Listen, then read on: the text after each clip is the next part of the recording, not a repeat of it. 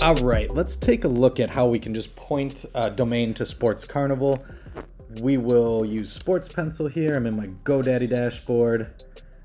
And once I click that domain, I'm going to click this domain tab on the left, Manage DNS.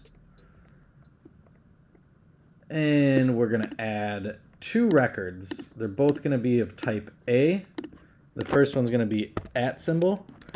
And then we're going to paste in the IP address I give you, 198.198.ttl can just be the shortest, half hour.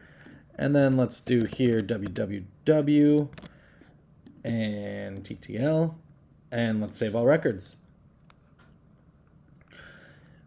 And that's all. So just like that, our domain will now point at SportsCarnival, and we will be able to serve up the website that we built for you.